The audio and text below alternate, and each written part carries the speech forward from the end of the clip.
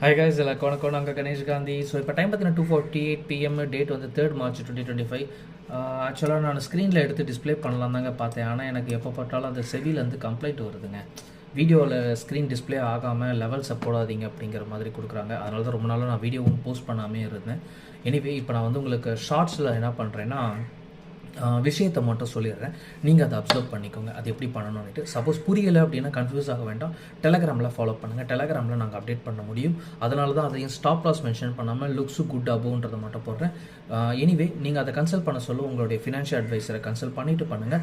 நம்ம ப்ரீமியம் குரூப்பில் சேர்த்திங்கன்னா உங்களுக்கு செபி அட்வைசர்ஸே உங்களுக்கு லெவல்ஸ் கொடுப்பாங்க. அஃப்கோர்ஸ் உங்களால் ட்ரேட் பண்ண முடியல அப்படின்னா மோத்திலால் ஆஸ்வாலில் நமக்கு பிஎம்எஸ் ஃபெசிலிட்டி இருக்குது, இன்ட்ராடேக்கும் இருக்குது. இதில் இப்போ Nifty, bank Nifty as well as equity இன்ட்ராடேவும் மோத்திலால் ஆஸ்வாலில் ஆட்டோ ட்ரேடிங் ஃபெசிலிட்டிஸ் வச்சுருக்காங்க. ஓகே, ஆல்கோ ட்ரேடிங்னு சொன்னோம் இல்லையா, அந்த ஆல்கோ ட்ரேடிங் மூலியமாக நீங்கள் பண்ணிக்கலாம். ஃபைன். ஸோ டெலகிராம் நேம் பார்த்தீங்கன்னா காகா ஷேரு மட்டும்தான். அதில் அஃபிஷியலாக காகா ஷேருங்கிற மட்டுமே யூஸ் பண்ணுவோம். ஸோ அதையும் பார்த்துக்கோங்க, ஏன்னா ஃபேக் வருது. ஏன்னா அது கிரிப்டோ கரன்சிக்குள்ளெல்லாம் லிங்க் பண்ணுறாங்க, நம்ம அதெல்லாம் பண்ணலை. ஃபைன். நிஃப்டியை பொறுத்த வரைக்கும் ஃபஸ்ட் ஆஃபில் ஸ்ட்ராங்காக இருந்தாங்க, பேங்க் நிஃப்டி வீக்காக இருந்தாங்க. இப்போ பார்த்தீங்கன்னா நிஃப்டி வீக்காக இருக்காங்க, பேங்க் நிஃப்டி ஸ்ட்ராங்காக இருக்காங்க. ஸோ மார்க்கெட்டை இப்போ ஒரு 2 மணிக்கு மேலே பார்த்தீங்கன்னா ஒன்றும் பெருசாக நகரல. ஸோ இந்த வார ட்ரேடிங் எல்லாமே பார்த்தீங்கன்னா நம்ம 1:30 மணிக்குள்ளே மார்க்கெட்டை முடிச்சிக்கிறது நல்லது.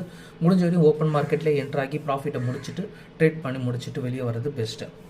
ஓகேங்களா? So Nifty next week expiry, வர வாரம் எக்ஸ்பைரி இருக்குன்றதுனால அவ்வளோ ஈஸியாக அதில் ப்ராஃபிட் எடுக்க கஷ்டமாக இருக்கும். அதனால் ஃபினான்ஸ் நிஃப்டி, பேங்க் நிஃப்டியில் ட்ரேட் பண்ணி லாபம் பார்க்க முயற்சி பண்ணுங்கள்.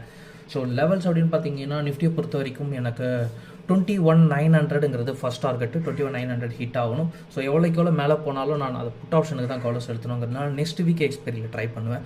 அதை விட பெஸ்ட்டு நான் சொன்ன மாதிரி ஃபின் நிஃப்டியில் இல்லை பேங்க் நிஃப்டியில் வாங்கி ஆவரேஜ் பண்ணிக்கிறது செல் சைடு மட்டுமே. ஏன்னா நிஃப்டி நான் சொன்ன 21,900ங்கிறது கம்பல்சரி ஹிட்டாக இருக்குது. ஸ்டாப் லாஸ் மட்டும்தான் வாலடைலில் இருக்குது.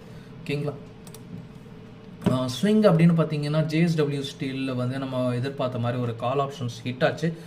புட் ஆப்ஷன்ஸ் நான் இன்னும் ஹோல்டிங்ஸில் இருக்கேன். அதுக்கப்புறம் பாலிக்காக வாட்ச் பண்ணிகிட்ருக்கேன். அது நாளைக்கு நான் உங்களுக்கு டெலகிராமில் லெவல்ஸ் போஸ்ட் பண்ண பார்க்குறேன். ஓகேங்களா? க்ரூட் ஆயில் வந்து 45,679 ஃபியூச்சர் போயிட்டுருக்காங்க. வேண்டாம், கொஞ்ச நாள் விட்டு பிடிக்கலாம். அது இப்போதைக்கு அது ட்ரேட் பண்ண வேண்டாம்.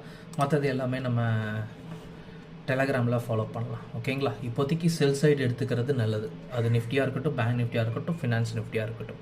தேங்க்யூ, டேக் கேர், பாய்.